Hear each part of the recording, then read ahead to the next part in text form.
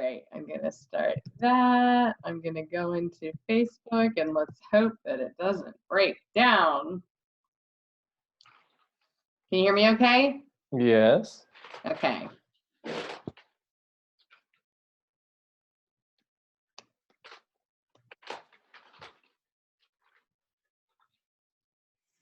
All right, let's see. Can I see us is the question. Did you watch it last night? What was last night? The Global Citizen? No.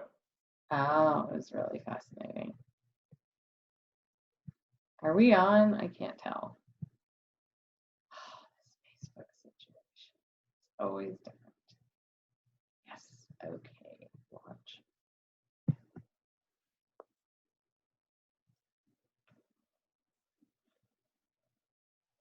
Mom's about to love this because I'm going to say really nice things about you.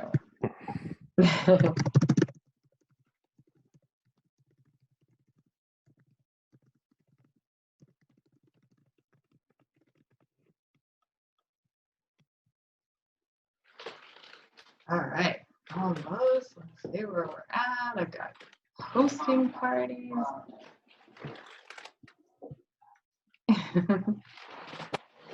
Oh, I hear me. This is awkward. Leave this page. I'm leaving the watch party.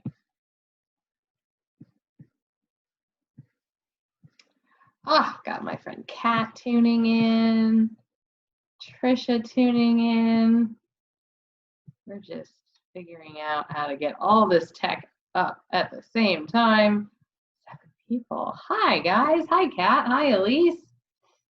Got a few followers. We've got a few people on Zoom. Welcome, everybody. Aw, Victoria Dodge. Hey, bro. Your head's kind of chopped off. It's okay. You're just tall. All right. Do you want to start? Sure. Yes. All right. Welcome, everybody, to Karen's Corner. So excited to be here with you today because I am interviewing my brother. And since it's my show, I can pretty much say what I want, right? Anything you want. We discussed this, yes. So many of you know that I have a younger brother who's there on the other side of the screen. And well, he was born, he's about 2.5 years younger than me. But I do have to say that he is the cooler Stone kid. So if you're wondering who the cooler one is, it's him. I might be doing comedy and, you know, like jumping out of airplanes, but this kid is the coolest guy I know. He's one of my best friends. And I'm so excited that you're actually on Facebook. It is Sunday. He's not really a social media person. So this One is day a week. Deal. 1 day a week. Facebook is for Sundays, day of the Lord. Day of the Lord, yes. So for anybody who's tuning in, we've got you on Zoom, we've got you on Facebook. So as we're talking, feel free to ask questions, and Daniel and I can see them both. So I get to do the asking, and Daniel gets to do the answering. So that was our contractual agreement. Yes, we had to sign the contract. We showed it to our attorneys, i.e. our parents, and both of them agreed that it was okay. So let me fill you in a little bit about Daniel. So Daniel and I were born and raised in Los Angeles in the San Fernando Valley. I went to college in Indiana. Daniel went to college at UC Davis, go Northern California, where he worked on a farm. And somehow, even though we both went to schools in, you know, states and cities where there were more cows and corn than actual people, he took to the cows and corn and plants, and I obviously went the other route. Daniel also will tell us what he studied. I studied journalism, yet he is the journalist. So Daniel, why don't you take us back to when you went to school and how you got where you are today, like a brief snapshot of the life of Daniel Stone. Yeah, I went to a state school in California because my older sister went to an out-of-state school and broke the budget early on. But no, I went to an ag school. I did not study ag. I studied political science, but I worked for the school newspaper. And that's what sort of launched my like initial love affair with the written word and journalism and publishing. And I used that experience to sort of launch myself after college to DC. I became an intern with Newsweek, then a junior reporter, then a senior reporter. Then I covered the White House for Newsweek for a few years, and then sort of got on a different track of science journalism and worked for National Geographic for a few years. I still write for them, and now I write books. You make it sound so easy. But Daniel, before you worked for Newsweek, who did you intern with?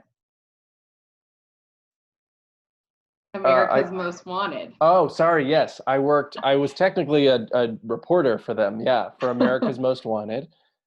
It has always been for me the single most interesting line of my resume, people tell me, because everyone either loves that show or has heard of the show, but no one I know has ever watched the show, or maybe just once.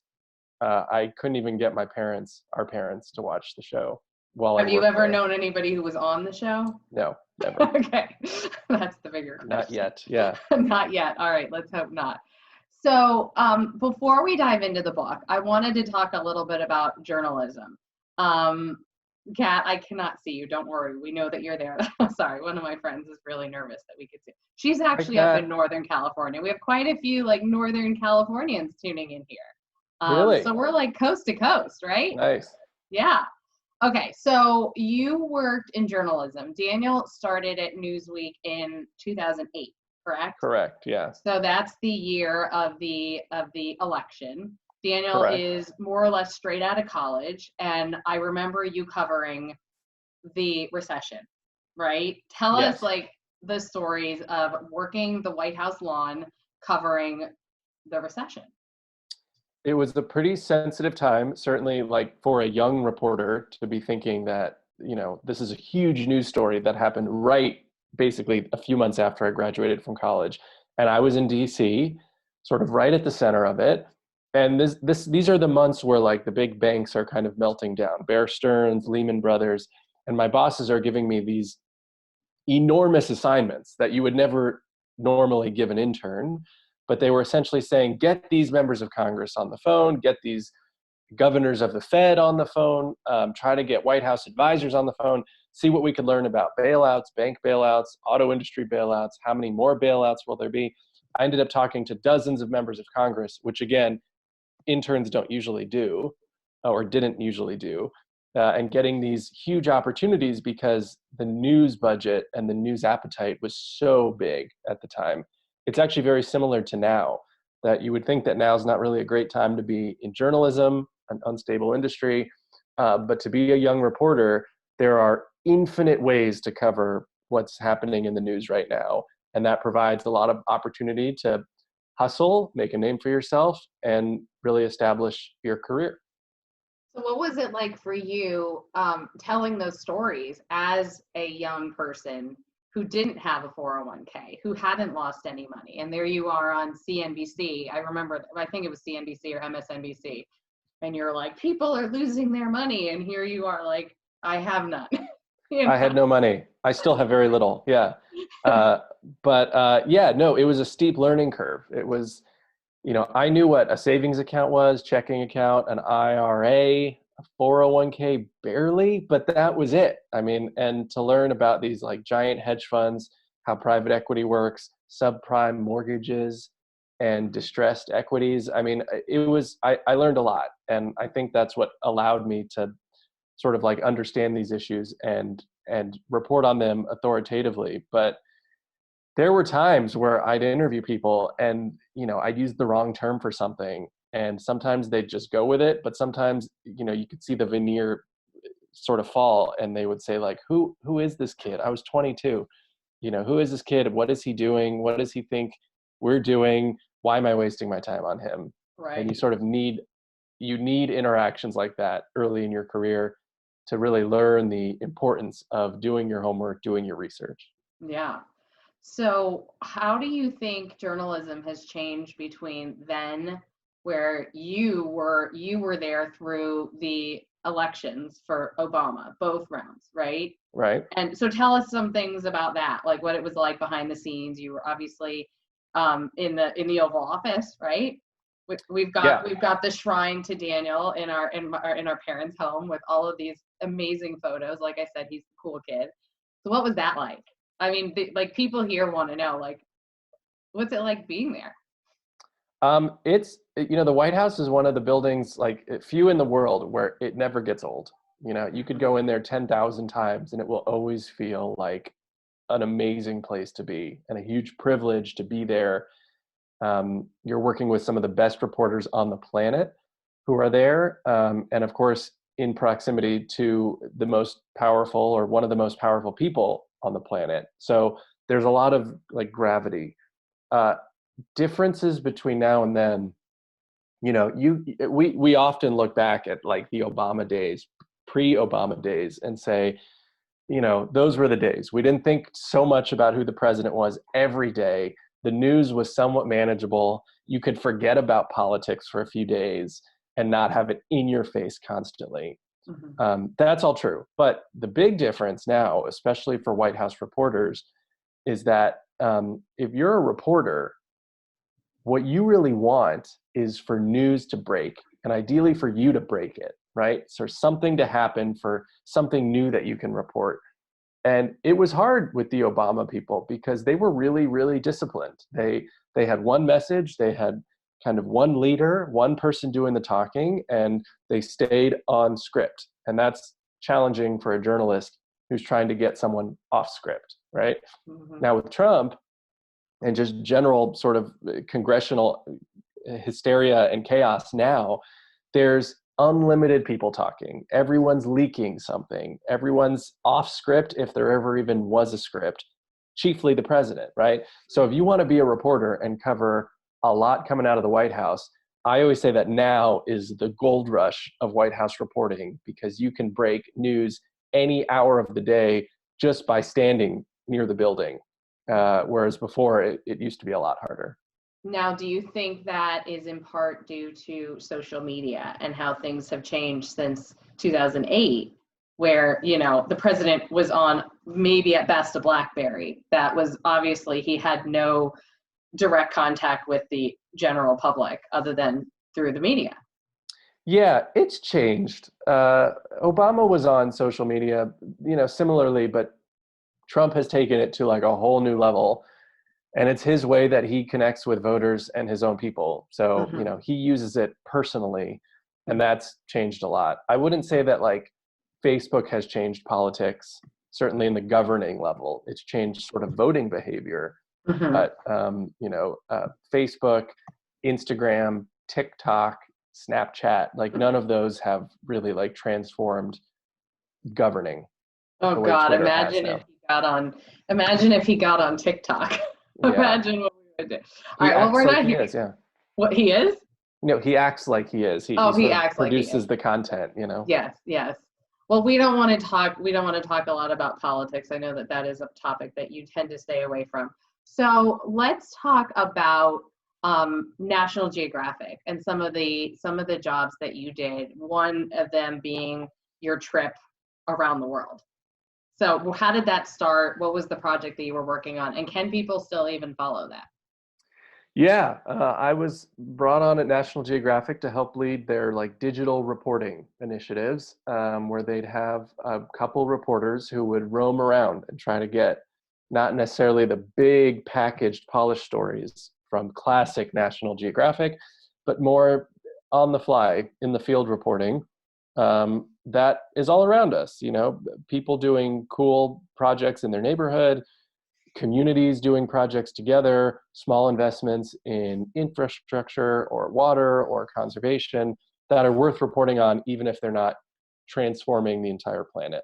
So, yeah, I was lucky to get to go sometimes with a photographer too, all over the country and all over the world, finding some of these stories, meeting some of these people, and trying to, report some of like the cool, more minor stories that were having sort of a bigger impact in their areas. So can you name some of those countries that you went to, maybe the more obscure ones? Yeah, probably the biggest trip we did was 7 countries in a month. And we went to Iceland and Italy and Tanzania. We went to the UAE and India, Indonesia. We went to Taiwan and Guam, and we ended in Hawaii. That was a big trip. And in each place, we met an expert or a scientist who was doing some element of sort of outdoor work, be it saving rare plants or trying to produce more water out of a desert landscape, or Mhm. saving endangered wildlife in East Africa, or looking for mummies and archaeological sort of wonders in the Italian Alps. Wow. So more about archaeological wonders later. Um, Tell them about the strawberries and that trip you did.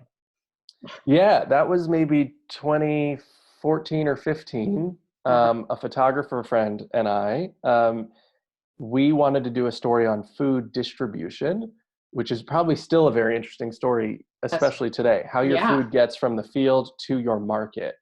And it sounds pretty simple. They get on a truck, right? But there's a wide network of trucks and boats and smaller trucks and cars and everything that works sort of in synchronicity every hour of the day to make sure that every item in your market is stocked around the clock. And so we wanted to tell that story, and we decided to follow a truck full of one crop. We picked strawberries because they're classic American, and also they have a very short shelf life, and people pay a lot of money for them. So it's kind of this high value, high urgency crop. And we found a pair of truckers. We asked if we could follow them several months before, and we started in Central California, and we followed them for 3 days to Washington, D.C. And it Right. was all day, all night. It's usually two truckers who take turns driving and sleeping so they could keep moving. And we try to do the same thing. He had this photographer, Spencer, and I driving, sleeping, going all night to see just how much effort is involved in one crop. And it was a lot. It nearly ruined us. Yeah, it's very, very difficult. Did you sleep in the car or how did that work? We tried, yeah. We rented a Jeep Cherokee, like a pretty big mini SUV, and we set up a bed in the back, and we called it the pod. And we had food, and we had entertainment, and most people can do, like, you could drive an overnight, you could drive through the night, wake up, go get there the next day, you're tired. Mhm. Doing 2 overnights is much harder, and doing 3 basically like destroys you. And that's what we did. And that's what these truckers do. Like, you don't sleep Yes. that well in a truck, even if you've been doing it for decades. And these are people who cross the country twice every week, and they just like roll with the road. So we learned a lot, and that story is online somewhere. Somewhere. I'll That post but it in that the was comments later. that was through National Geographic. Correct. Yeah. So let's talk about that then. What are you writing about now? Oh, you're not fully employed by Nat Geo. You left there to write your book, and you got another book coming out. But what are the topics that you're covering now?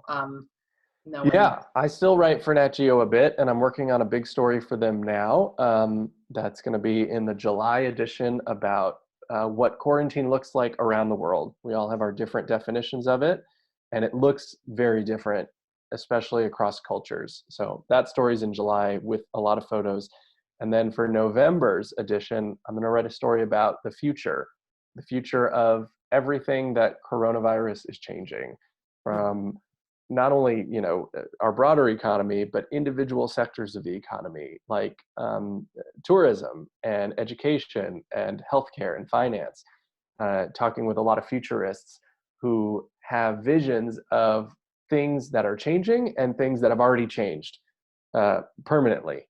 So the vision collectively of all of them paints this portrait of the future that is a lot different from even our present, but we could already tell that there are ways that the world is changing and will never go back. So that story will be in November's edition. Oh, well, I can't wait to hear some of the research on that. Well, a few years ago, you did a story, and I don't remember where this was, on driverless cars, right?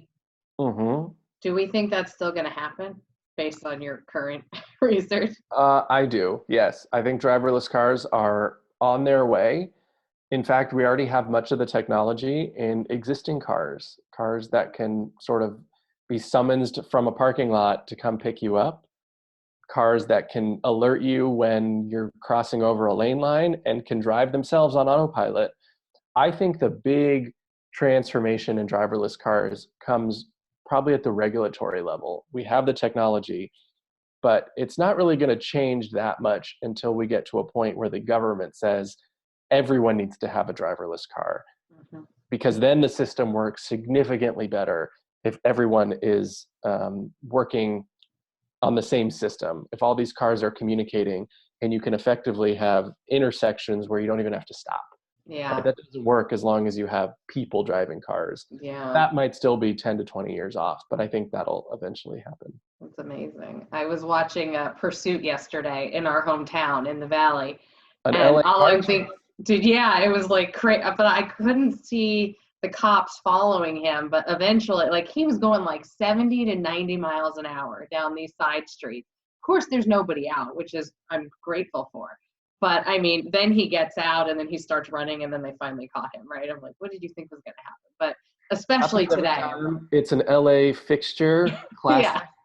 yeah, You remember when we were kids and we watched the OJ of Bronco case? course, yes, yes. Yeah, classic Yeah, moment.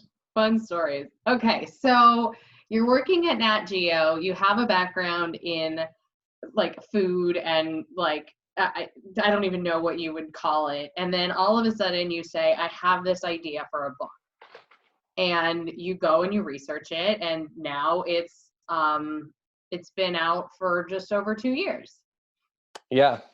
So what inspired that? Tell us the story. And some of our followers here may have been to one of your book readings. So I really want to dig in on some of the stories that you probably haven't talked about yet. But I think for people who don't know the context of the book, share with us a little bit about that and how it Sure. came about. The book is called The Food Explorer. It came out just about 2 years ago. And it's the story of a world traveling botanist, a plant scientist who roamed around the world in search of novel foods to introduce to American farmers and American eaters about 100 years ago. And it's a true story. It's all true, nonfiction. And it's the adventures of this man, the food explorer, David Fairchild, who was a special agent for the USDA.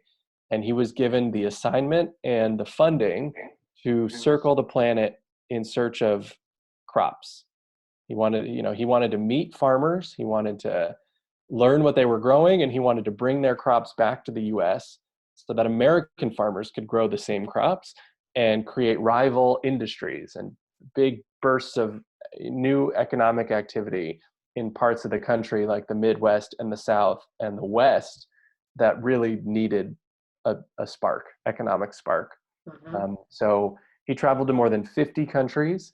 He picked up things like avocados and mangoes and dates, pistachios, kale, Egyptian cotton, nectarines, soybeans, types of citrus, and pineapples, all things that had never really been grown at large scale here before, and turned them into the industries in the early 20th century that have grown into the fixtures in our lives that we see today. When you go into a market, back when we could go into market safely, where you could find any number of fruits and vegetables that are not native to this country, but were brought here, many by David Fairchild.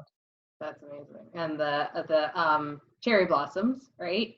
Cherry blossoms too. Yeah, Yeah. not necessarily as a commercial crop because they don't produce cherries, but as an ornamental crop because they are beautiful. Yeah. And didn't I read in the book, by the way, it's available in hard copy, paperback, and Audible. And if you get Audible, guess who reads the book to you? This guy. So I actually got the Audible version. And so I love listening to you read it.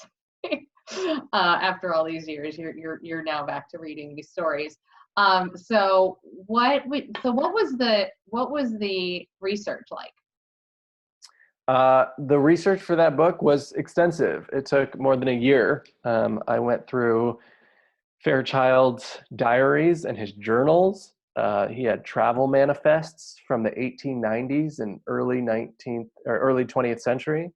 Hmm. He had a series of letters that he wrote back and forth with colleagues, and he kept copies of everything.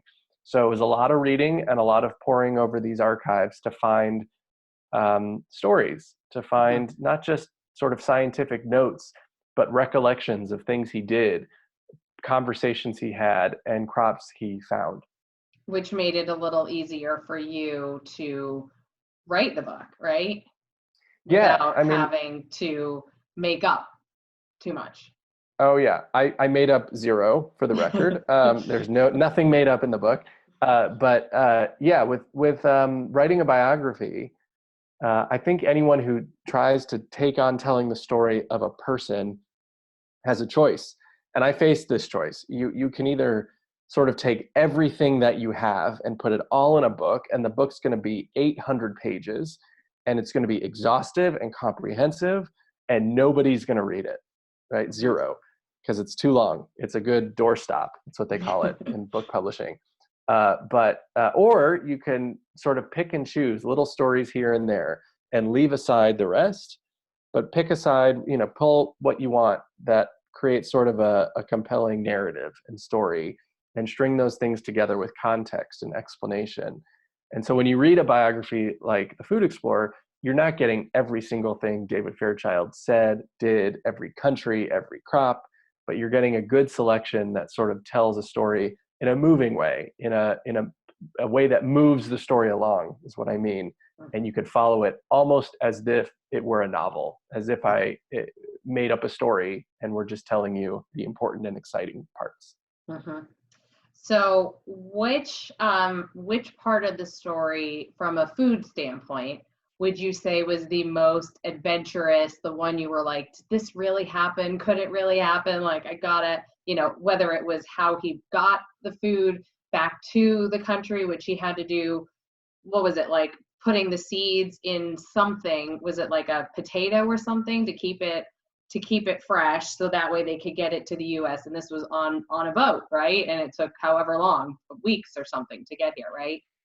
Yeah. That's the opening scene of the book. It's probably the most like Indiana Jones like adventure, where Hmm. Fairchild is sent to Corsica, an island in the Mediterranean, to find citron, like a type of lemon, and bring them back to grow them in California. And Fairchild is like 24 at the time. He has no idea what he's doing. He's very bad at it. He gets arrested very quickly. He gets interrogated, and finally he is let go. And he rides down this big mountain. And when he realizes he's not being pursued, he grabs these citron cuttings and the fruit, and he sticks them into potatoes so that they'll be nourished on the ship ride back to the US. And that's, very fast paced, young man working as a food spy for the government. He's very excited and he gets the job done. And from there, he has other kind of harrowing adventures, but he also gets better at it. He doesn't get arrested again. He doesn't get, he doesn't get threatened or certainly, killed. He becomes sort of a more suave actor. He starts as like a really clumsy, pseudo spy, and he kind of becomes more of a James Bond who's really knows what he's doing and is very good at it. So he's kind of like you, like 22-year-old there on the white, or however old you were, 22, 24 years old on the White House lawn covering the recession. And he's also covering something that is transformative in our history. No one has compared us quite like that. I would take it. He was a pretty cool dude. Kind of picked that I apart. I was 22 one day and I had no idea what I was doing. I think a lot of 22-year-olds Yeah. are similar, right? It Hmm. takes some Hmm. time to get experience and knowledge and grow into the sort of professional you want to be. And Hmm. I'm still growing. I think we all are. Yeah. Yeah. But yeah, he was really good at it and grew into something really great. So he also, there was a love story included in this story in his life. So tell us about that and make it juicy. All right, let's give them something to talk about. Yeah, Fairchild, independent of all of his travels and all of his introductions, he married the daughter of Alexander Graham Bell, who, of course, was this illustrious luminary of invention and science in the early 20th century. And Fairchild meets Graham Bell, and Graham Bell connects him with his daughter, and the two of them really hit it off. And this is happening in 1902 and 1903. And Fairchild and Bell's daughter, her name's Marion, they kind of have this courtship that is very classic of the early 20th century, right? It's very modest, it's very like timid. Fairchild is very awkward. And they don't go on these wild dates and stay out all night and do like crazy things. They just write letters. They write letters back and forth, sometimes multiple times a day. They drop them in each other's mailboxes. And, in a letter, they have to summarize the full extent of their feelings. That's it. That's all you have. So I visited Fairchild's grandchildren while I was writing the book, and they told me that they had a file of their grandparents' love letters back and forth. And at first they didn't want to share them, but eventually they did. And I sat up all night reading these letters between Fairchild and Marion when they were in their sort of early part of their courtship, into the middle part, and finally to the point where they got married. And that all happened in like 4 months. So that's how it sort of happened back then. And you can follow in their letters how their love grows and how they express themselves just with the turns of the phrase and with their own sort of written word. And it's really touching. We don't really see that anymore, Oh. I don't think. Where did they live? Like, why did like they couldn't see each other? I don't remember. They could. They both lived in Washington, D.C., like 5 or 6 blocks apart. And they did see each other at times, but often it was chaperoned, right? Marion, who was like 24, would be accompanied by her aunt or her grandmother to meet Fairchild. Rarely did they go out alone. If they did, it was maybe to a dance or to a something public. And so they didn't really have much alone time before they got married. And I think that was pretty common in those days. Wow. So what was it like communicating with their grandkids? And how did you kind of get in there with them? And like, here you are, you're like the reporter, and you're not like Page 6 reporter, right? Right. Like, you're a different kind of reporter. These are good questions. These are like really, you're good at this. Yeah. You're good at this. Should do this more often. You should, yeah. No, they were very, very wary of me at first. They thought, like, who is this guy? I approached them and just said, I'm a young reporter and I want to write this book about your grandfather. And if someone came to you or me saying that, I'd be like, what are you doing? Like, who are you and why? But I think I demonstrated over time that I was serious about the project. I had the backing of a publisher. I had the patience and the real perseverance to not just write kind of a cursory surface level story, but to dive deeper and to write an honest reflection of who this man was. Once I did that, they were very eager because they thought like, his grandkids are in their 80s, 70s and 80s. And they've known their grandfather was a really cool, influential dude for all of their lives. But he doesn't have a name that's public, right? Like that's like publicly household known, right? Right. He's not a Thomas Edison or a Graham Bell or a Henry Ford type of figure. So once they realized that like, wow, maybe someone's going to like tell his story and tell it in a really cool way, they thought like this would be great. And they were very helpful, very supportive. And like I said, they let me read the love letters when they didn't really have to. And that helped a lot. It certainly, you shed some light on their family and wrote the book about their family in a way, right? Yeah. Do they have kids?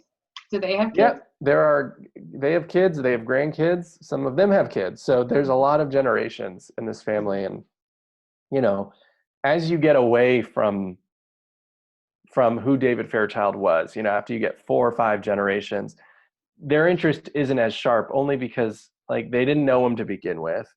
And a lot of these people have their own lives, but they do like, having a sense of the legacy that they come from, of Hmm. knowing who this guy was. Um, his blood is within them, and his lessons, certainly about exploration and adventure and curiosity, are still present, right? Those are values that never really get Yeah. old, and that I think it would be cool to learn. Look at all the things my great great great grandfather did and how I can still be like him. Yeah. I mean, and not to mention that Alexander Graham Bell is their whatever generation they are, right? Like Yeah. that's really impressive too. Fairchild's their great great great grandfather, and Alexander Graham Bell is their great great great great grandfather. So that's a pretty cool lineage. That's kind of cool. Did you Yeah. figure out if we are related to them at all? We're Probably. not. No, We're I'd not. not. Yeah. Maybe we're like 35th cousins or something, but Hey, I'll take it. we're probably 35th cousins with everyone alive, I think. Yeah. Yeah, So. yeah. Yeah. So is there anything else that like really stands out to you when were writing the book, or the publishing process and getting the book out there to the public? Like, yeah, that's kind of an interesting story, is like how, here you started with, you came to me and you're like, I have this idea for a book. And quite honestly, people, I pay attention to my brother, but he's just got so many projects that he's working on and cool stories. So it wasn't until he actually, like, the book launched and he did the book tour starting in New York City at one of my favorite bookstores, which unfortunately has closed now. But it will soon be a Strand bookstore, by the way, which I think is really, Cool. yeah, on the Upper West Side. But it wasn't until then that I was like, oh, now I get what this book is about. But by that point, you had a publisher, you had this whole tour set up. So you've been kind of traveling the world for this book, right? Like, what's that been like? Well, it came out 2 years ago, and I've probably done, I don't know, 50 or 60 events for it, Hmm. which have all been great. All opportunities to like engage with the book buying public. And it's always a privilege, I think, when you work on something for as long as I did, a few years, and then it comes out and people buy it. Like people buy just your creation, and then they show up to events where you get to talk about it and they ask you questions. And that to me is evergreen. It's like going into the White House. It's not the first time or the thousandth time. It's great every time, and it's a real privilege. There are hundreds of books that come out every day, thousands a year. It's never been easier for someone to write a book and get it published, even self-published. And the fact that like your book or my book gets bought by someone is a tiny miracle, I think. So like every single person who buys it, I think is great. And I know a lot of your friends have bought it. Yes, Thank I you. have. So yeah, going around the world, going around the country to do events and answer people's questions and speak to book clubs and ask questions and try to find ways that this old story impacts our modern lives. That's, I would say, the second best thing about writing a book. The first is writing it. Just writing it. Yeah. And what was that process like while you were working at Nat Geo? You're writing a book. You took a little time off to finish it. Tell us about Yeah, that it process. it takes a lot of discipline. I fell in and out of love with the project several times. Hmm. I would leave work around 5 and I'd go to the library and I'd work till they kicked me out and they closed at like 9 or 10, and try to get as much done as I could in narrow pieces of time. But eventually I took 2 months off at the end and just finished it. Yeah. And that was crucial time and very, very helpful. So, you can get a book done within a year, and I did. It's better if you sort of slow it down. It's, I would say, better for your mental health and ability to visualize. Yeah. Again, the book is called The Food Explorer. A couple people are asking. It's yellow and it has a picture of a lemon on it. So I'll post the link shortly. Yeah. So speaking of taking some time off to write your book, you now have a bit of time on your hands We all do. and you are writing your next book. So why don't you share with us a little bit about what it's about? This is a Karen's Corner exclusive. Yeah, Yes. I haven't talked about it before. I'm breaking news. Yeah, So feel free I'm to tweet it. yeah, I'm writing basically the story of the Titanic after it sank. So it's really the story of the Titanic as a shipwreck and many other famous shipwrecks around the world.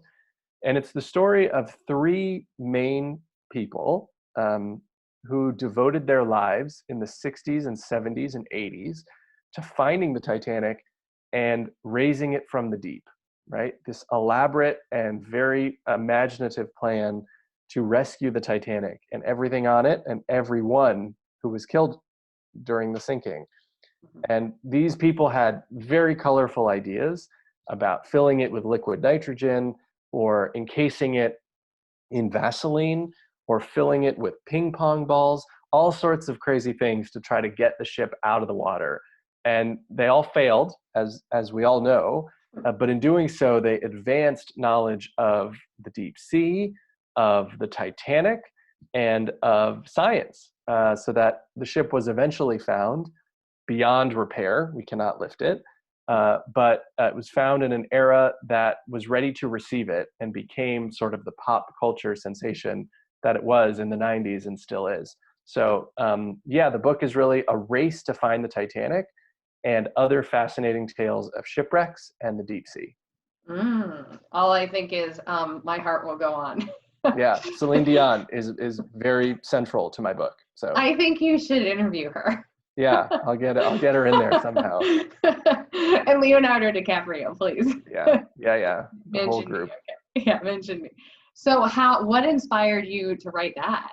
Like, where'd that come from?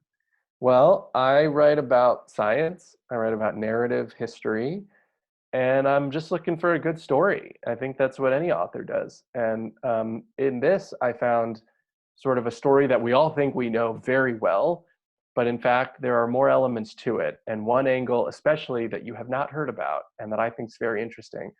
So we're going to learn the story of this race, this quest to find this holy grail, and also all sorts of little tidbits about the ocean, about deep sea pressure and chemistry and wildlife that you never knew you were interested in. But my job is to try to tell you stories in a colorful enough way that you'll say, wow, that's really amazing. And maybe tell those tidbits at your next cocktail party or something.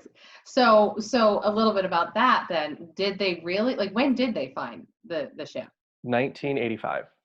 Wow. So they found the ship. So can you, I know this sounds really crazy because like you're actually writing like smart things about it and I'm talking about like Leonardo DiCaprio, but like did they find it and then people were like, "Oh, let's build this story about the characters on the ship?" And that's not based on a true, obvious, other than the ship and a few of the players, was the story really true? You mean the movie? Yeah, No, the movie is fiction based on that's what I thought. passengers. There is a Okay. lot out there. If anyone who's watching is interested in who were the actual people on the Titanic, what were their stories, how much money did they have, whose father died in the ship but mother was saved, like all sorts of those human interest stories are out there. That's Hmm. not as much that's not at all what I'm writing about in my book, but Hmm. more about the aftermath of the sinking and how the world changed and how people reacted. That's so fascinating. And so when will that be done? Probably I'll finish by next summer, 2021, Okay. and then the publisher will release it after that. I have no idea when, but I would guess late 2021 or early 2022. Do you have a title yet?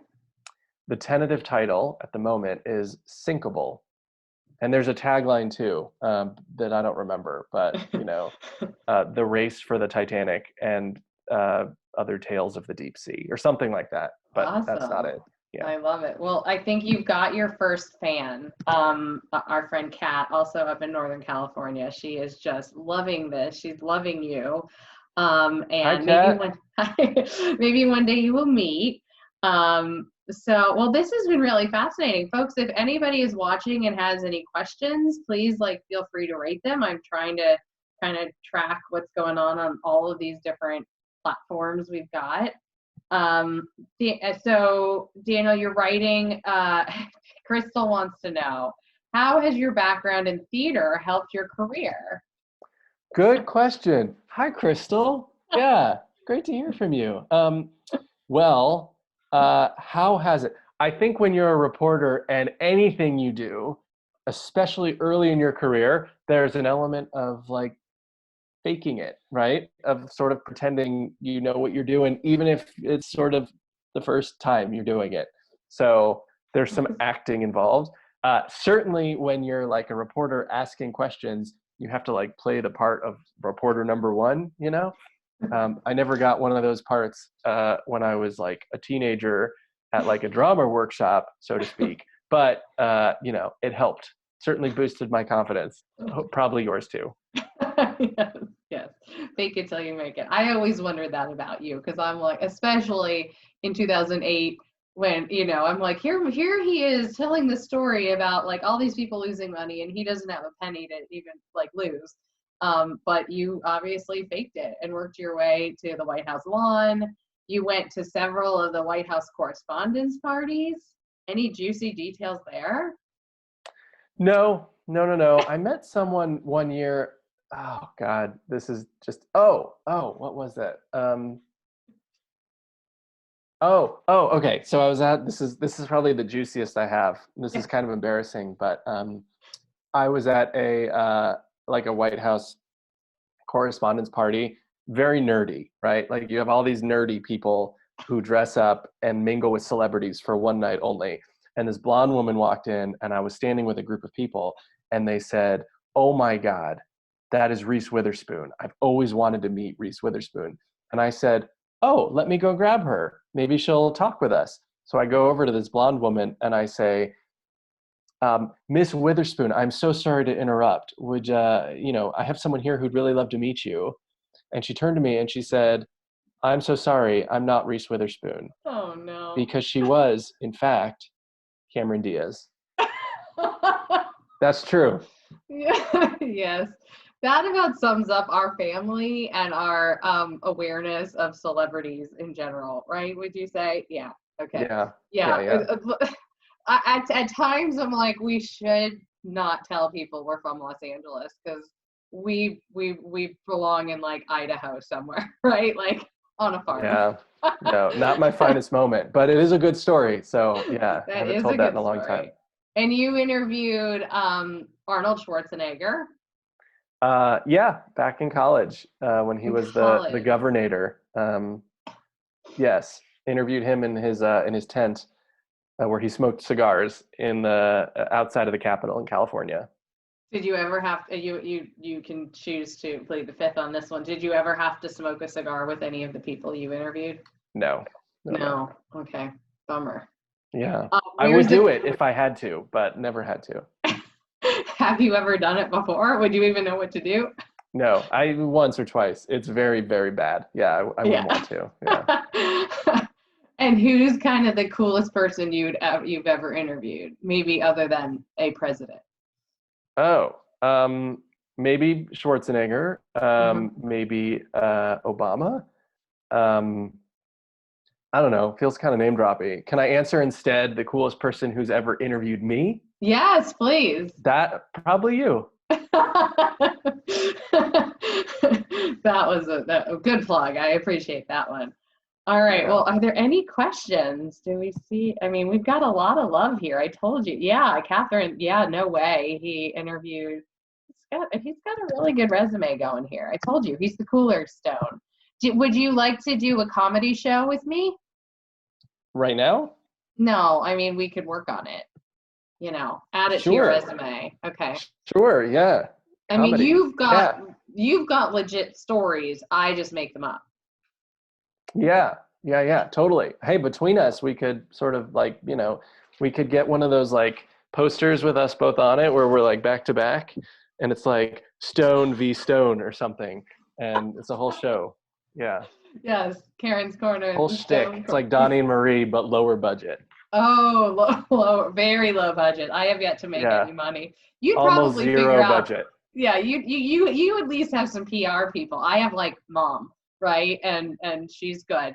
She invites some of her friends, but Yeah, I have you, so Yes, that I helps a am. lot. Yeah. Yeah, I am your PR person. In fact, several years ago, before the book came out, I tried to get Daniel to go live on Facebook where we were going to talk about the avocado and guacamole because like guacamole is, like a big thing. This was on Thanksgiving or right before Thanksgiving, which I think guacamole now has been on our Thanksgiving table for the last few years. Yeah. That is exactly how the Pilgrims did it. By the way, where did the avocado come from?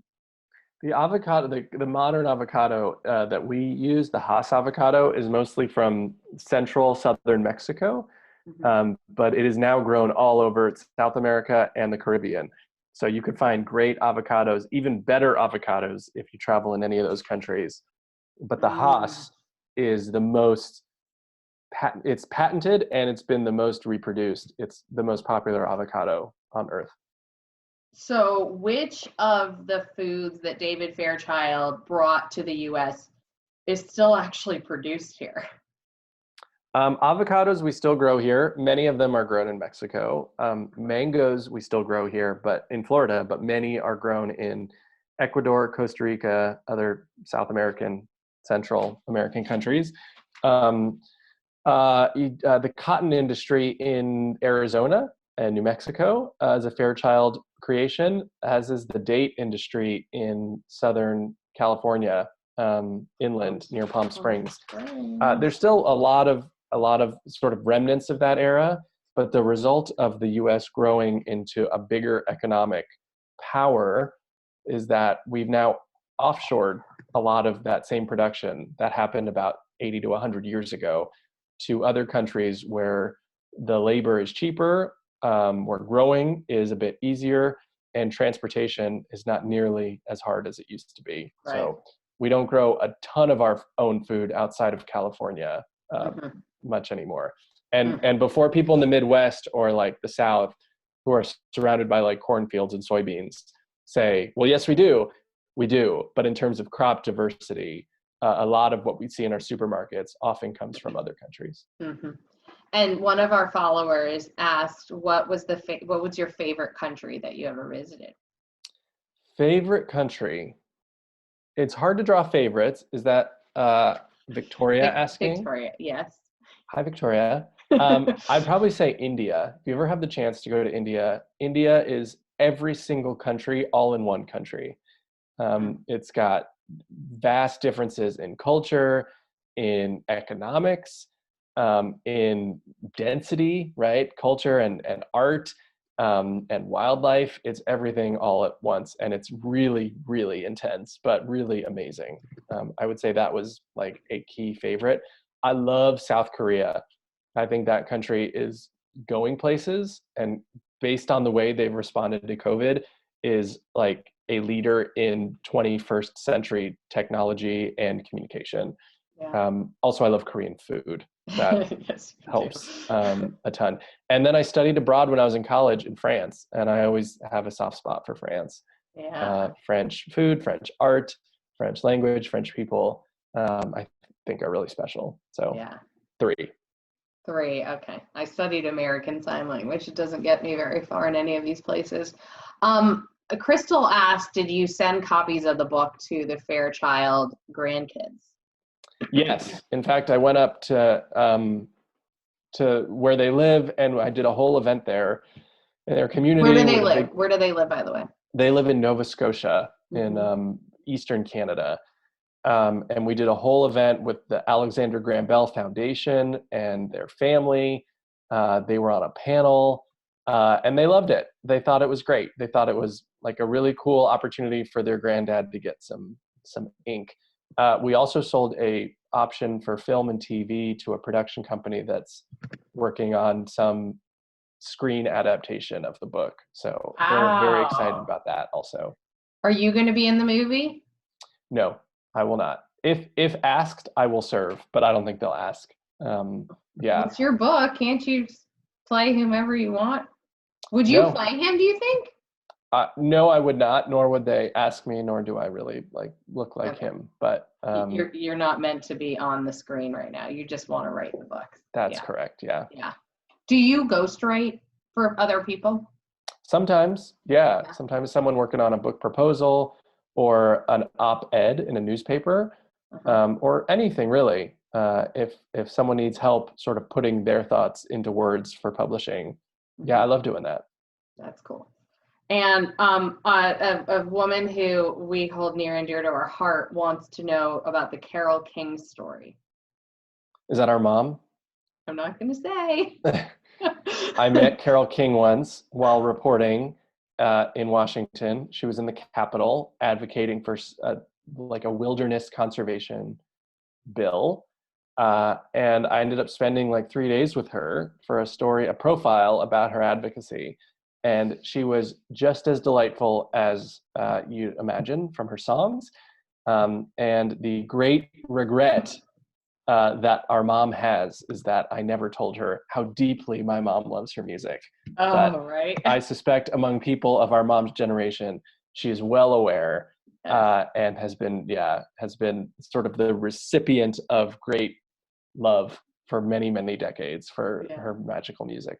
Yeah, that's so cool. I told you guys, like the cooler kid. I try every day to be as cool as he is. Big fan, my brother. My cat demands that you be in the movie, by the way. So I think Oh, even if you have to be an extra, you should, you I would know, be an extra, sure. Like get a yeah, costume and like yeah, chant something in the background or walk through the screen. That would be great. yeah. I could You don't totally have do to that. be a tree, right? You could be a tree, I guess, but not Yeah, really needed in the film. Crystal wants to know if you would wear a sparkly vest. sure. Yeah. Crystal, yeah. You know things about my past that, yeah, no Yeah. one mentions very often. So, yes. Sorry, I had to bring that up. Crystal is a dear friend from from teenage years, back when Daniel was on the stage instead of the White House lawn, or Yeah. before he was on the White House lawn. Yeah. Let's All just say I right. think I'm Well, cooler now than I was then. Uh, but but we still love yeah, you. You've yeah. really grown into somebody really cool and inspiring and super smart. And I think we gave everybody a little bit of fun into our, lives, and really, really thrilled that you agreed to get on the Facebook with me today. And I am recording this, so it will be available later on as well. And if anybody has any questions, how could they reach you, Daniel? Can they reach you on Facebook if they message you? They could. Yeah. No, I check Facebook at least once a week, but sometimes more. So, Oh, yes, right. if it's urgent, they could come through you or That is true. whatever. Yes, Yes. I'm Are I'm you easy. available to speak at book clubs? Yeah, totally. I love book clubs. Yeah. So he talked at our mom's book club. I have another friend who's reading the book. It's available on Amazon. Again, it's called The Food Explorer. You could get it hardcover, paperback, or Audible, so you can listen to it. Daniel can read it to you. It's my favorite book to listen to on airplanes, or back when I could. I don't think I've actually finished the book yet. I know. Oh, interesting admission. Yeah. Really?